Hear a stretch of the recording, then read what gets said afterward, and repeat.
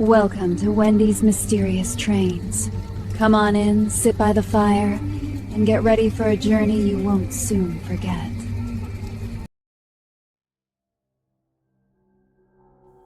Welcome to Wendy's Mysterious Train. The train never slowed down. It screamed past the abandoned platform exactly at 3:12 a.m. Metallic metal shrieking against rails that hadn't been used in decades. No headlights, no horn, only the violent rush of displaced air and the low thunder of weight. Every window glowed warm yellow, and inside sat rows of silhouettes, perfectly still, facing forward as if posing for a photograph. No one remembered taking. All except one. A figure near the rear window turned and pressed its palm against the glass, waiting for someone who hadn't arrived yet, waiting for someone who would, and they were waiting for Wendy.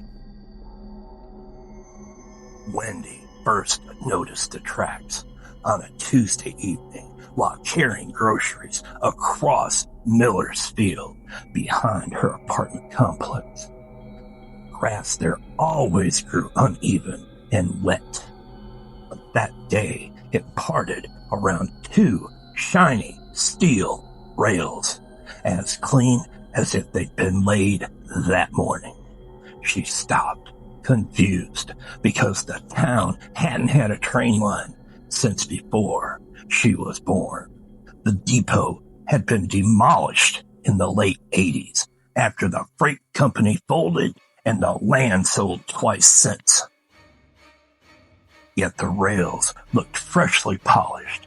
Not a single rust spot, not a weed between the tines.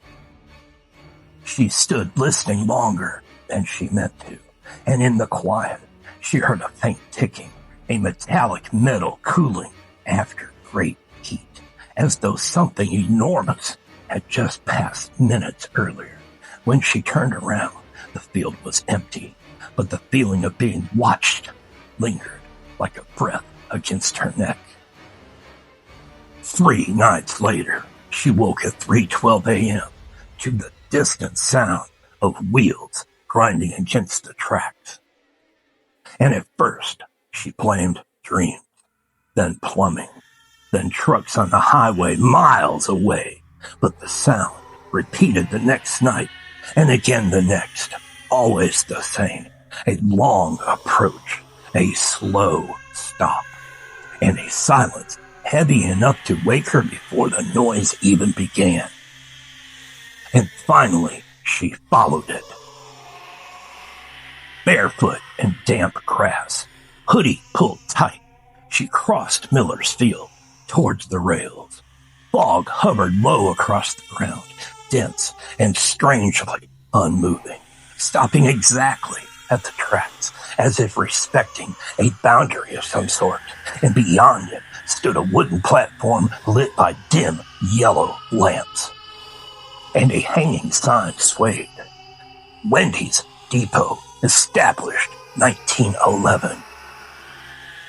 Wendy felt certain she'd never seen it before, yet her chest tightened with recognition. She stepped forward, and the moment her foot entered the fog, the air dropped cold enough to steal her breath. And behind her, a train whistle sounded. The locomotive waited silently beside the platform, black iron polished to a mirrored sheen. Steam curled from its vents without noise, drifting upward into a sky with no stars. The passenger doors, well, they stood open. Inside, amber light flickered across rows of seated people, and they wore clothing different decades.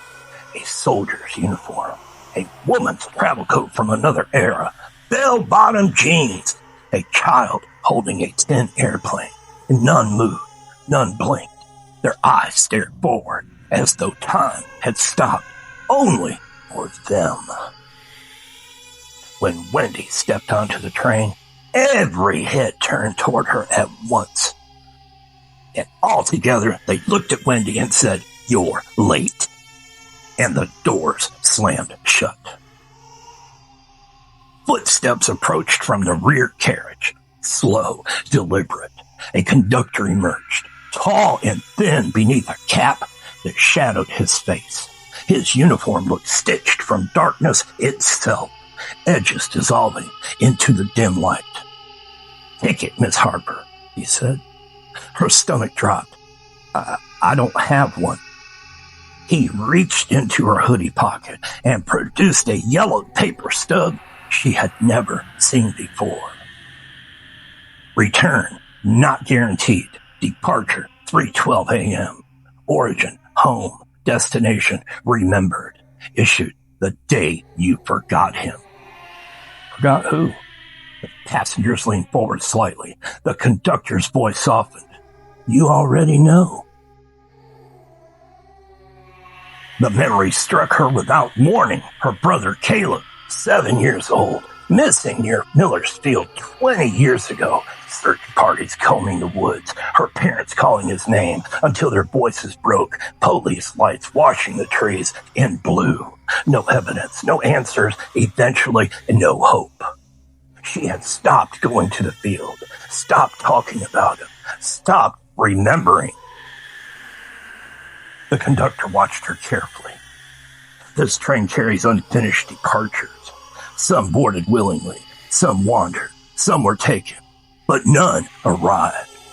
A small boy stood from his seat, holding a little tin airplane, and he walked towards Wendy. His eyes were hers. "Wendy?" he asked. Her knees weakened. "Caleb?" "I waited," he said. "I didn't know where to get off."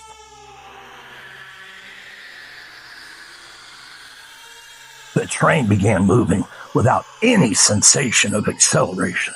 Outside the windows, darkness flowed like water, interrupted by flashes of memories. Her parents arguing, volunteers searching the woods, her refusing to return to the field again.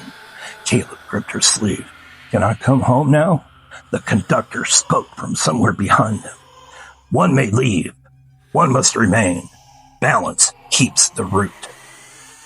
The ticket burned in her hand.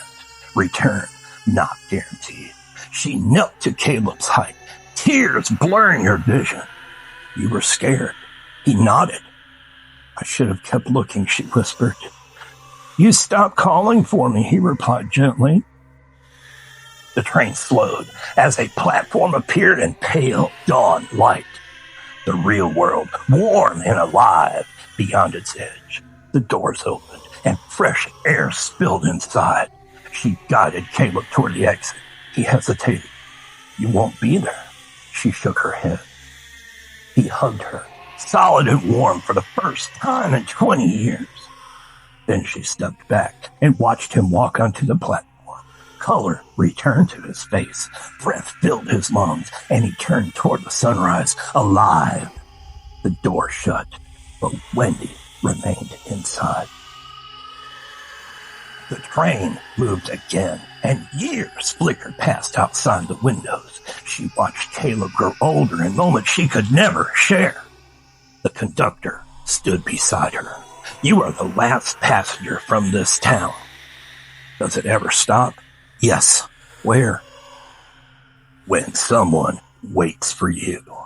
Ahead, another lonely platform formed in the darkness. A figure stood there listening to rails that shouldn't exist, unaware of what was approaching.